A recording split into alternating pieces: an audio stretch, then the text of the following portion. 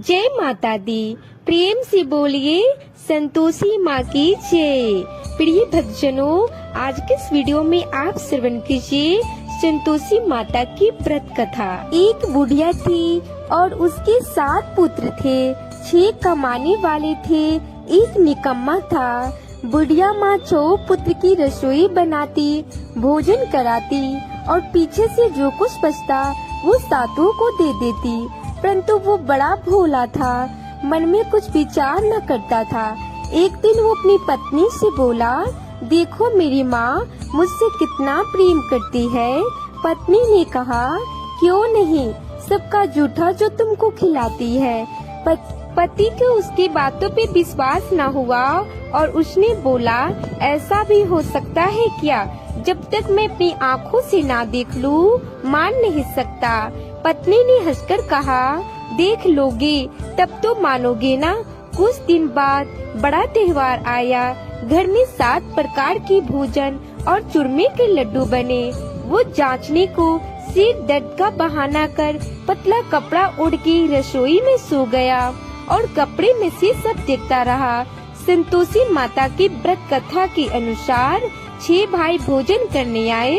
उसने देखा माँ ने उनके लिए सुंदर सुंदर आसन बिछाए हैं। 7 प्रकार की रसोई परोसी और वो आग्रह करके खिलाती रही। वो देखता रहा।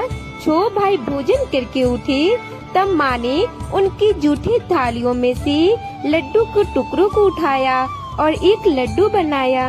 जुठन साफ करके बुढ़िया माँ ने पुकारा, उठ बेटा, 6 भाई भोजन करके गए, अब तू ही बाकी है, उठ खा ले, तू कब खाएगा? वो बोला, मैं नहीं खा रहा आज। माँ ने कहा, कल जाता है तो आज ही चला जा। वो बोला, हाँ मैं आज ही जा रहा हूँ। इतना कह के वो चलने लगा। चलते समय उसे अपनी पत्नी की याद आई, जो गौशाला में गोबर के कांडे थाप रहे थे। वो जाकर बोला, मेरे पास तो कुछ नहीं है, ये अंगूठी है, सो ले लो और अपनी कुछ निशानियाँ मुझे दे दो। वो बोली, मेरे पास क्या है, ये गोबर भरा हाथ है। ये कह के उसके पीठ पे गोबर की हाथ की थाप मार दी। वो वहाँ से चल दिया। चलते चलते दूर देश में पहुँचा। वहाँ पे एक साहूकार की दुकान थी। वहाँ जाकर कहने लगा, भाई मुझे नौकरी पे रख लो। साहूकार को नौकर की जरूरत थी। वो बोला, रह जा। लड़के ने पूछा, वेतन क्या दोगे? साहूकार ने कहा, काम देकर दाम मिलेगा। साहूकार की नौकरी मिली। वो सवेरे 6 से 12 बजे तक नौकरी करने लगा। कुछ ही दिनों में दुकान का सारा लेन देन, हिसाब किताब, ग्राहकों का माल बेचना, सारा काम करने लगा।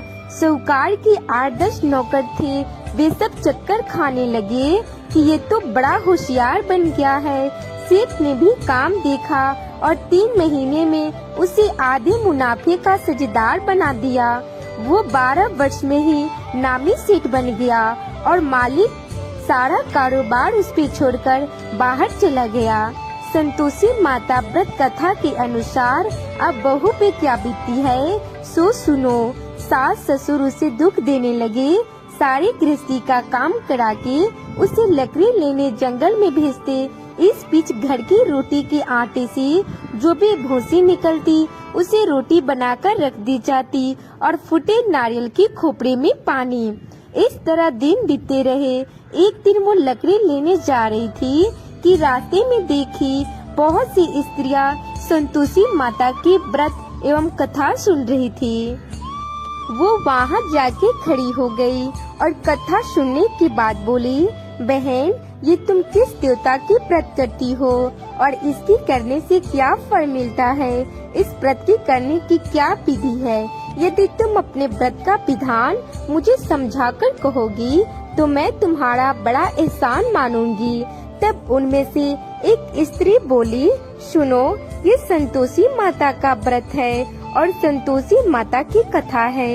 इसके करने से निधनता, दरिद्रता का नाश होता है, लक्ष्मी आती है, मन की चिंताएं दूर होती है, घर में सुख होने से मन को खुशी और शांति मिलती है। निपुत्री को पुत्र मिलता है। प्रीतम बाहर गया हो तो जल्दी आता है। कुंवारी कन्या को मनपसंद वर मिले। राजद्वार में बहुत दिनों से मुकदमा चलता हो तो भी खत्म हो जाता है। सब तरह की सुख शांति हो, घर में धन जमा हो, पैसा जायदाद का लाभ हो, रोग दूर हो जाए तथा और जो कुछ मन में कामना हो वे सभी संतोषी माँ की कृपा से पूरी हो जाती हैं। इसमें संदेह नहीं है। वो पूछने लगी, ये व्रत कैसे किया जाए, ये भी बता दो तो बड़ी कृपा होगी। स्त्री कहने लगी, 1.25 रुपए का गुड़ चना लेना, इच्छा हो तो 5.25 रुपए का लेना या 11.25 रुपए का भी लेना। सहूलियत के अनुसार लेना, बिना परेशानी और श्रद्धा प्रेम से जितना बन सके 1.25 रुपए का लेना। हर शुक्रवार को निराहार रहकर संतोषी माँ की कथा कहना और कथा सुनना। इसके बीच क्रम टूटने नहीं चाहिए। लगातार नियम का पालन करते रहना। सुनने वाला कोई ना मिले तो घी का दीपक जलाकर उसके आगे जल को पात्र रखकर कथा कहना, परंतु नियम न टूटे। जब तक कार्य सिद्ध न हो नियम का पालन करना और कार्य सिद्ध हो जाने पे व्रत का उद्यापन करना। 3 मास में माता फल पूरा करती हैं। यदि किसी के खोटे ग्रह हो तो भी माता 1 वर्ष में अवश्य कार्य सिद्ध करती हैं। कार्य सिद्ध हो जाने पे ही उद्यापन करना चाहिए, बीच में नहीं करना चाहिए। उद्यापन में 2.5 सेर आटे का खजा तथा इसी परिणाम से खीर तथा चने का साग करना। 8 लड़कों को भोजन कराना। जहाँ तक मिले देवर, जेठ, भाई, बंधु, कुटुंब के लड़के ले आना। ना मिले तो रिश्तेदार या पड़ोसी के लड़कों को भी बुला लाना। ये भोजन कराना, यथाशक्ति दक्षिणा देना, माता का नियम पूरा करना। उस दिन घर में कोई खटाई न खावे। ये सुनकर बुढ़िया के लड़के की बहुत जल्दी रास्ते में लकड़ी के बोझ को बेच दिया और उन पैसों से गुड़ चना लेकर माता के व्रत की तैयारी करने लगी और सामने मंदिर देखकर पूछने लगी, ये मंदिर किसका है? सब कहने लगे, संतोषी माता की मंदिर है। ये सुनकर माता के मंदिर में जाकर माता के चरणों में लौटने लगी। दीन होकर विनती करने लगी, माँ मैं निपट हूँ, मूर्ख हूँ, व्रत के नियम कुछ नहीं जानती, मैं बहुत दुखी हूँ। हे माता जगजननी, मेरा दुख दूर करो, मैं तेरी शरण में आई हूँ। माता को दया आई। एक शुक्रवार बीता के दूसरे शुक्रवार को ही इसके पति का पत्र आया और तीसरे शुक्रवार को उसका भेजा हुआ पैसा भी आ पहुँचा। ये देख जेठानी मुंह सिकुड़ने लगी, इतने दिनों में पैसा आया है, इसमें क्या बड़ाई है। लड़के ताना देने लगे, काकी के पास अब पत्र आने लगे हैं, रुपए आने लगे हैं, अब तो काकी की खातिरदारी बढ़ेगी, अब तो काकी बुलाने से भी नहीं बोलेगी। बेचारी सरलता से कहती है, भैया पत्र आवे रुपए आवे तो हम सबके लिए अच्छा है। ऐसा कह के आँखों में आंसू भरकर संतोषी माता के मंदिर में आकर मातेश्वरी के चरणों में गिर के रोने लगी। माँ, मैंने तुमसे पैसा नहीं मांगा, मुझे पैसे से क्या काम है, मुझे तो अपने सुहाग से काम है, मैं तो अपने स्वामी की दर्शन और सेवा मांगती हूँ। तब माता ने प्रसन्न होकर कहा, जा बेटी, तेरा स्वामी आएगा। ये सुनकर वो खुशी से बावली होकर घर जाकर काम करने लगी। अब संतोषी माँ विचार करने लगी, इस भोली पुत्री से मैंने कह तो दिया कि तेरा पति आएगा, पर वो आएगा कहाँ से? वो तो इसे स्वप्न में भी याद नहीं करता, उसे याद दिलाने मुझे ही जाना पड़ेगा। इस तरह माता बुढ़िया के बेटे के पास जाकर स्वप्न में प्रकट होके कहने लगी, साहूकार के बेटे, तू सोता है या जागता है? वो बोला, माता मैं सोता भी नहीं हूँ और जागता भी नहीं हूँ, बीच में ही हूँ, कहो क्या आज्ञा है? माँ कहने लगी, तेरा घर बार कुछ है या नहीं? वो बोला, मेरा सब कुछ है माता, माँ बाप भाई बहन बहू, क्या कमी है? माँ बोली, पुत्र तेरी स्त्री घोर कष्ट उठा रही है, माँ बाप उसे दुख दे रहे हैं, वो तेरे लिए तरस रही है, तू उसकी सुध ले। वो बोला, हाँ माता, ये तो मुझे भी मालूम है, परंतु मैं जाऊँ तो जाऊँ कैसे? परदेश की बात है, लेन देन का कोई हिसाब नहीं, कोई जाने का रास्ता नजर नहीं आता, कैसे चला जाऊँ? माँ कहने लगी, मेरी बात मान, सवेरे नहा धोकर संतोषी माता का नाम ले, घी का दीपक जलाकर दंडवत कर दुकान पे जा बैठना।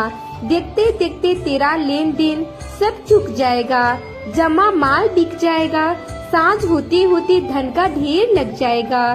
जब सवेरे बहुत जल्दी उठकर उसने लोगों से अपने सपने की बात कही तो वे सब उसकी बात की अनसुनी करने लगे और खिल्ली उड़ाने लगे।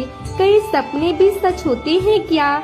एक बूढ़ा बोला, देख भाई, मेरी बात मान, इस प्रकार सच झूठ करने के बदले देवता ने जैसा कहा है वैसा ही करने में तेरा क्या जाता है? बूढ़े की बात मानकर स्नान कर संतोषी माँ को दंडवत कर घी का दीपक जलाकर दुकान पे जा बैठता है। थोड़ी देर में वो देखता है कि देने वाले रुपए लाए हैं, लेने वाले हिसाब लेने आए हैं।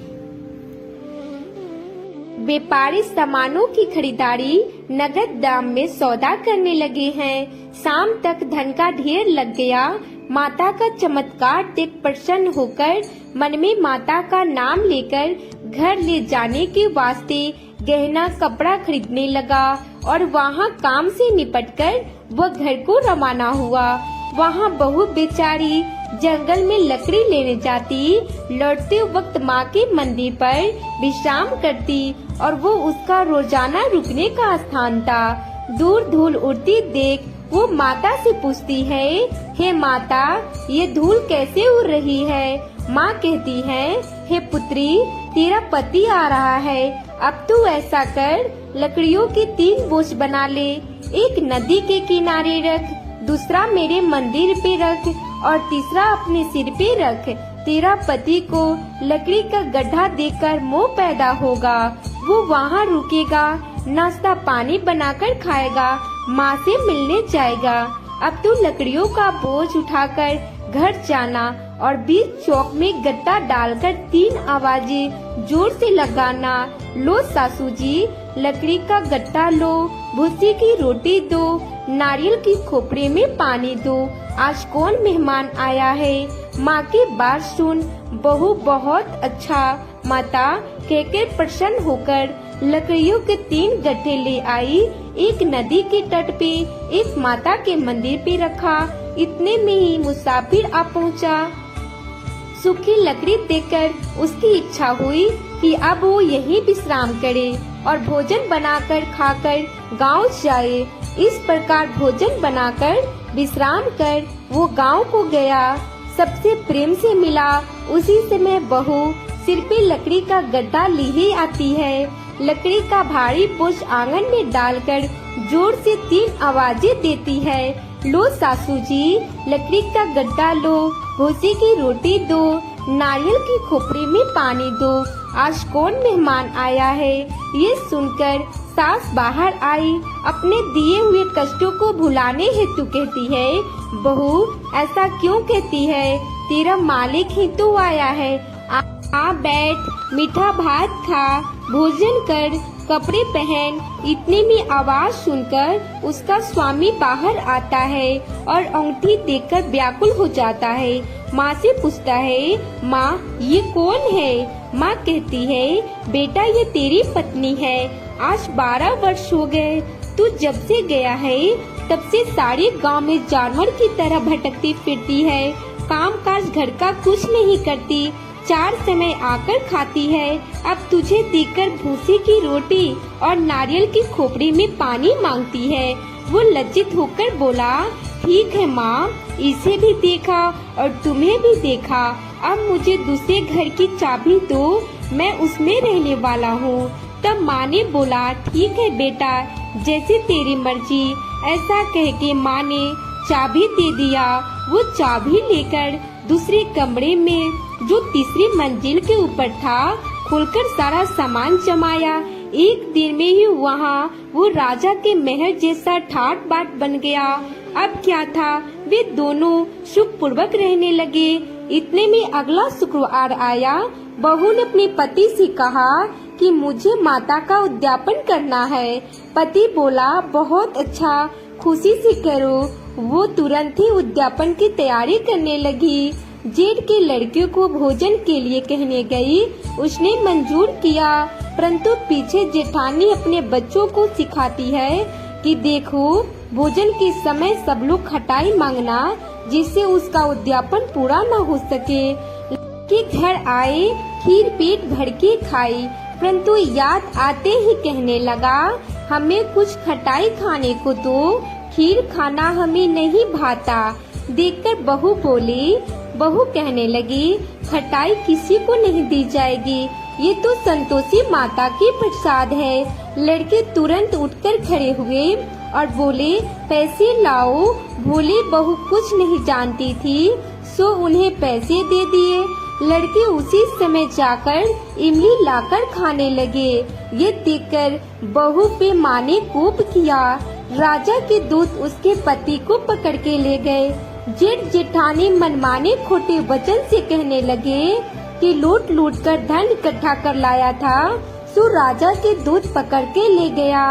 अब सब मालूम पड़ जाएगा जब जेल की हवा खाएगा। बहू से ये वचन सहन नहीं हुई और रोती रोती माता के मंदिर में गई। हे माता, तुमने ये क्या किया? हंसाकर अब क्यों रुलाने लगी? माता बोली, पुत्री, तूने उद्यापन करके मेरा व्रत भंग किया है, इतनी जल्दी सब बातें भुला दी। वो कहने लगी, माता, भूली तो नहीं हूँ और ना ही कुछ अपराध किया है, मुझे तो लड़कों ने भूल में डाल दिया था। माँ, मैं उन्हें भूल से पैसे दे दिए, मुझे क्षमा कर दो माँ। माँ बोली, ऐसा भी कहीं भूल होती है क्या? वो बोली, माँ, मुझे माफ कर दो, मैं फिर तुम्हारा उद्यापन करूँगी। माँ बोली, अब भूल मत करना। वो बोली, अब ना होगी माँ। अब बताओ वो कैसे आएंगे? माँ बोली, जा पुत्री, तेरा पति तुझे रास्ते में आता मिलेगा। वो घर को चली। राम में पति आता मिला। उसने पूछा, तुम कहाँ गए थे? तब वो कहने लगी, इतना धन जो कमाया है उसका टैक्स राजा ने मांगा था, वो भरने गया था। वो प्रसन्न होकर बोली, भला हुआ, अब घर चलो। कुछ दिन बाद फिर शुक्रवार आया। वो बोली, मुझे माता का उद्यापन करना है। पति ने कहा, बहुत अच्छी बात है। वो फिर से जेठ के लड़कों को भोजन के लिए कहने गई। जेठानी ने तो एक दो बातें सुनाई और लड़कों को सिखा दिया कि तुम पहले ही खटाई मांगना। लड़के कहने लगे, हमें खीर खाना नहीं भाता, जी बिगड़ता है, कुछ खटाई खाने को देना। वो बोली, खटाई खाने को नहीं मिलेगी, आना है तो आओ। वो ब्राह्मणों के लड़कों को लाकर भोजन कराने लगी।